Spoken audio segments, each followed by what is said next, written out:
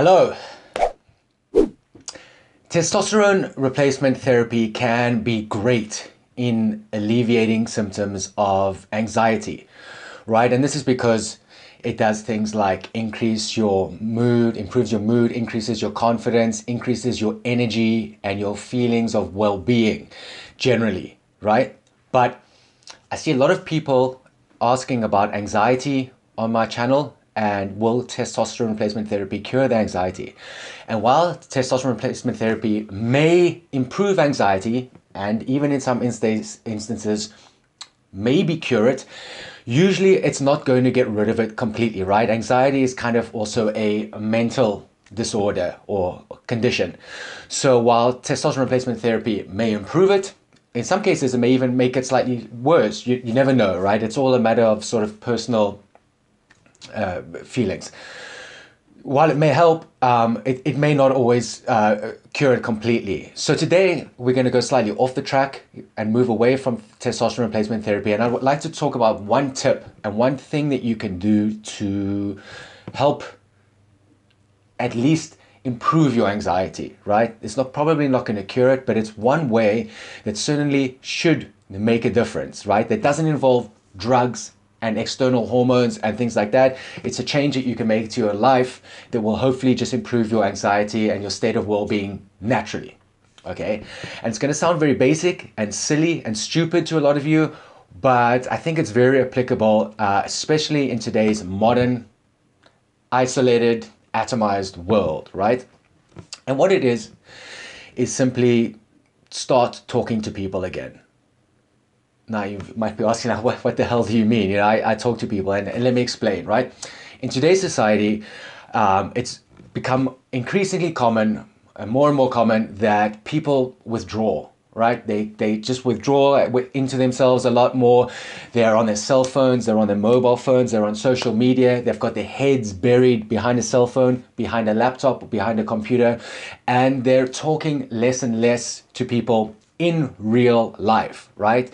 Now, there's nothing wrong with that, but you've got to have a balance of everything, I think. And a lot more people are moving away from real world conversations into virtual conversations, right? And you lose a lot of that interaction that's important when you interact with real people and real conversations and real expressions and body language and things like that. So you can, for example, let's say, you know, you have a chat with someone. You can see their eyes and their mouth moving. You can see their body language. You know, you pick up certain signals that you can't pick up when you're stuck behind your phone texting them. So my advice is to start talking to people more. Just in general, just start talking to people more, right?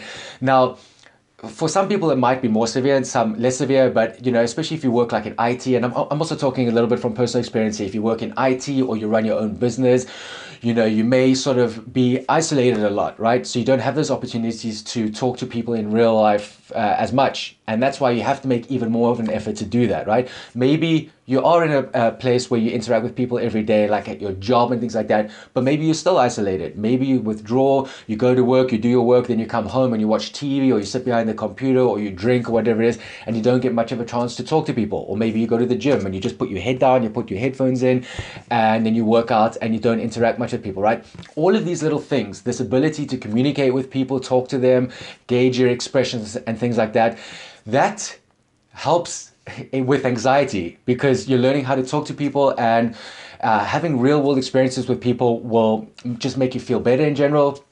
Not always, but usually it'll teach you how to deal with people and how to talk with people. And when you withdraw and you become isolated and atomized and you're stuck behind a laptop or a phone or on social media, you don't really know how to talk or communicate with people anymore. And so you become fearful of it, right? So let's say you're on your own a lot, and then you go out into the real world, into public, into large spaces where there's lots of people, and perhaps you have to talk to them, then it becomes scary. And why is it scary? Because you're not used to doing it anymore. You don't have that experience that maybe you should have. And so the thought of it becomes overwhelming because it's almost a new experience to you. So you have to become more comfortable doing those things again. You know, this is something that wasn't a problem maybe 20, 30 years ago. And as technology is increasing, you're seeing an increased prevalence in anxiety, and even in the bad cases, the worst case scenarios, depression.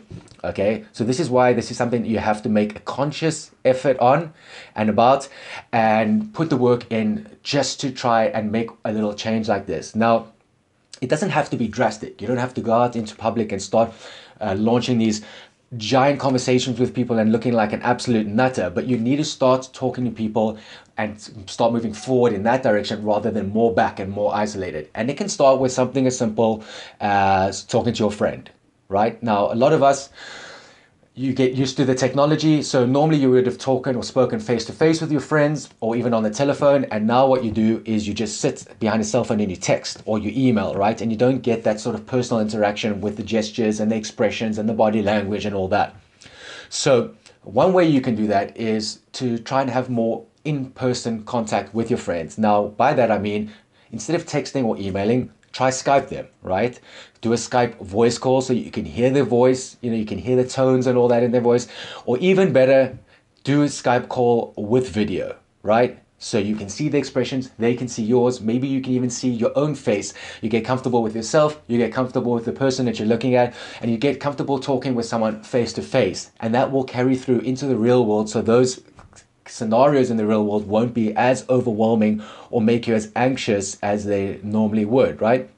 And you can start with friends, maybe your work colleagues, and that just start with a bit of interpersonal conversations. It can be via Skype, it can be in real life, it can be even just small talk and chit chat, which for me personally, it used to annoy the living shit out of me. I hated chit chats and small talk, but it's something you need to do just to make sure you keep using your verbal skills and your communication skills, because by losing that, you become fearful of communicating, and that can make you anxious, and that's a big contributor towards anxiety.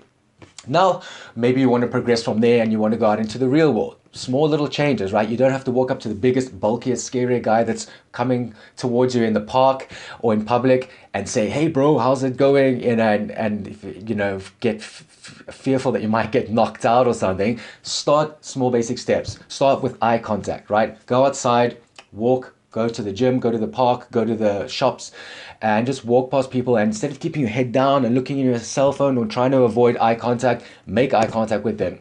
If you can't, if you can make it last, you know, directly and hold it there, then look away. But just make small little steps like that. Make eye contact, maybe smile, maybe say hello, but do it progressively so that it doesn't overwhelm you. Small little steps, small little victories. These will make you feel good about yourself. They're like, hey, I did that.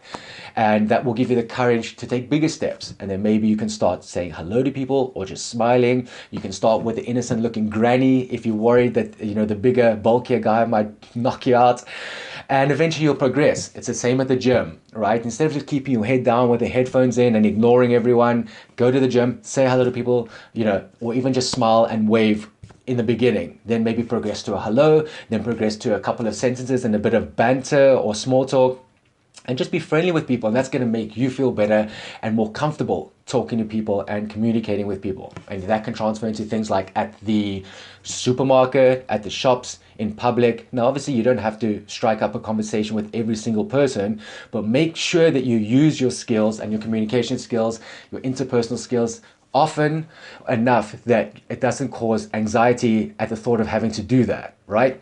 So the thought of talking to someone shouldn't scare you, right? And unfortunately it does these days. As people become more and more atomized and isolated, you do become fearful of these things. And that's really it, right? That's one little step that you can take by learning not to be so withdrawn, so isolated, by keeping to yourself and not talking to anyone. You take a bit of courage and you push and you make sure that you do these things, because otherwise you are going to withdraw more and you're going to have no one to talk to. You're going to feel lonely. You're going to feel anxious. You may even feel depressed, these are not good feelings or state of minds to be in. And testosterone replacement therapy may not cure it on its own, right? You may have to make these physical and mental changes as well. Maybe you don't even need testosterone replacement therapy. Maybe that's not even the problem, okay? Now, this is obviously just one of a few changes that you could possibly make. It's a small change, but I think it's increasingly important in today's society and culture where everyone is atomized. And I love this word because that's exactly what you are. You're all isolated on your own, doing your own thing, avoiding everyone else. Oh, it's such a hassle to talk to people or make eye contact with them or chat to them and things like that. And you have to unprogram that, right? That's bad conditioning. I think this is what not to sound like a tinfoil hat here, but this is what the bigger picture globalists want. They want you to be unplugged, disconnected from everybody, and you have to make sure that you stay connected. That's it. I know it's slightly different from what we normally talk about on the channel, but it was just a thought that came to my mind as I was leaving gym today before I start filming my other videos. And I thought I'd just share that because it's something I got sucked into for a while, and I had to make a conscious effort a couple of years back to unprogram myself and start communicating and talking to people again, especially because number one, I used to work in IT, and number two, now I work for myself from home. So I really have less contact with people than most people do, and you have to make that conscious effort to go out, talk to people, strike up conversations, and don't be uncomfortable with it. And it takes time, it takes pushing your boundaries and getting out of your comfort zone, but it is possible. And I thought I'd share that little tidbit with you. So that's it for today. Hope you found that helpful. If you did, please just click the like button, and I'll see you in the next TRT videos.